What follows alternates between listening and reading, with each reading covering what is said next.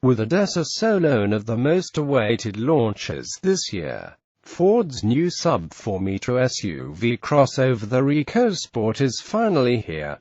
The carmaker has taken a rather long 18 months to bring the car here, and for good reason. The company has heavily localized the new compact SUV, so much so that the EcoSport comes with nearly 70% local content. This should also help Ford price the car aggressively. The mini SUV is less than 4 meters long, and if not for its 200 millimeters of ground clearance, it wouldn't be much taller than most premium hatchbacks either. Ford has done well with the detailing to give it the appearance of a proper SUV. There's the tailgate-mounted spare wheel, which also frees up boot space.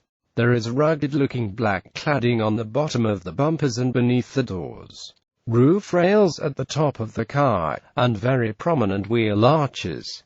The chunky flanks seem to dwarf the 16-inch wheels at the rear. The wraparound windscreen adds to the tightly skinned look, and the angular tail lamps look handsome too. The most prominent detail is the massive grille, which dominates the front fascia and gives it the bluff face of an off-roader. On the inside, the dashboard design resembles the Fiesta's quite closely, with a similar angular dashboard layout and familiar controls, while the build and plastic quality of the top half of the two-tone dashboard is decent for this class of car.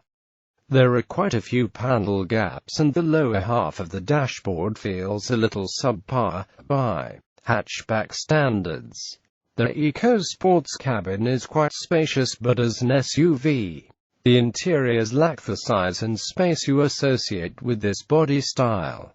The cabin is a little narrow, but head and legroom are decent both at the front and the back, and as mentioned earlier, boot space is not sufficient.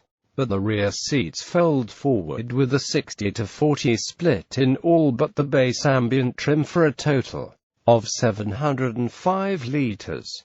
They also have a reclining backrest with 3 preset positions, and the small parcel shelf on higher variants will keep your luggage out of plain sight. The front seats are comfortable, with a high seating position, and the rear seats are quite flat, but the cushioning and under-thigh support is superb. In fact, the high-set rear seat is really comfortable, particularly if you don't have a tall driver or passenger in front of you. However, because of the rising shoulder line and small windows, like the Fiesta, the rear seats don't feel as bright and airy, and the black interiors in the EcoSport don't help either.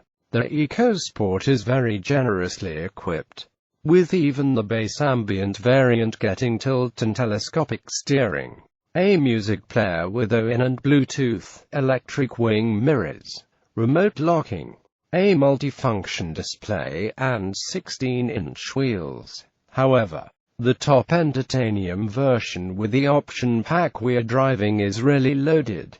It gets 16-inch wheels, and adds ABS steering-mounted audio controls on a leather-wrapped wheel, driver seat height adjustment, climate control, a cooled glove box, front fog lamps, rear parking sensors, push-button start, leather seats, keyless entry, Ford's voice-operated sync system, and front, side and curtain airbags as well.